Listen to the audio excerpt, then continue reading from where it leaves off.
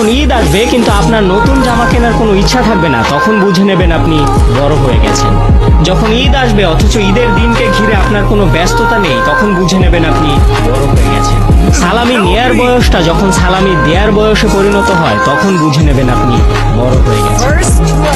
তবুও ঈদ আসে আনন্দ নিয়ে, রোজাদারদের জন্য পুরস্কার নিয়ে, আর শৈশবের অজস্র স্মৃতি নিয়ে। আহারে শৈশব, তখন চিৎকার করে বলতে ইচ্ছা করে, ফিরিয়ে দাও আমার শৈশব, আমার ছোট্টবেলার ঈদ। যখন ঈদ আসবে কিন্তু আপনার নতুন জামা কেনার কোনো ইচ্ছা থাকবে না, তখন বুঝে নেবেন আপনি বড় হয়ে গেছেন। যখন ঈদ আসবে অথচ ঈদের দিনকে ঘিরে আপনার কোনো ব্যস্ততা নেই, তখন বুঝে নেবেন আপনি বড় হয়ে গেছেন। সালামি নেয়ার বয়সটা যখন সালামি দেওয়ার বয়সে পরিণত হয়, তখন বুঝে নেবেন আপনি বড় হয়ে গেছেন। তবুও ঈদ আসে আনন্দ নিয়ে, রোজাদারদের জন্য পুরস্কার নিয়ে, আর শৈশবের অজস্র স্মৃতি নিয়ে।